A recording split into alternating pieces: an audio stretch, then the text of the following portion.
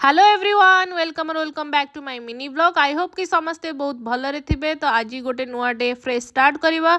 सकाळु उठिकी मु चली गली बाहर की बस रे बसिकी माँ झील आम कौटी पहुँचलु सीधा जाकि पहुँची गलु भद्रक रे। भद्रक रे बहुत सारा लगेज धरिक एथरक जाकि पहुँचीलु। ऑल सडन ही पूरा पहुँचीलु। राति 10टार प्लान है सकाळु सकाळु जाकि हाजर हो गलु भद्रक रे।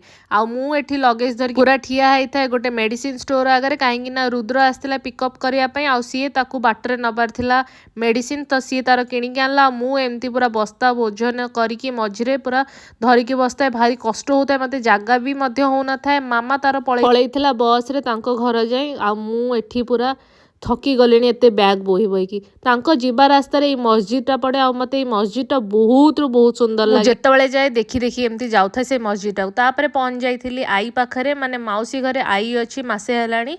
तो आई को हाय कहीकि तापर पायल आसी पहुंच जाइथिला बैंक रु। आमे बाहरलु गोटे जगह को 3-4 घंटा पर बाहरथिलु रेस्ट वेस्ट नेकी पूरा गाड़ी करिकी बाहरलु स्टेशन अभिमुखे।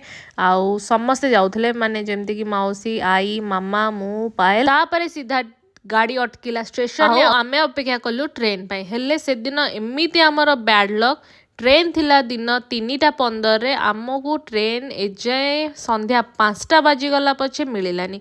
माने सेठी चिप्स केक घरिका मेंचे खंडु किनथिली कि स्टेशन ने सॉरी ट्रेन ने बसी खाया पे हेले ट्रेन तार डिले हेगी चलची।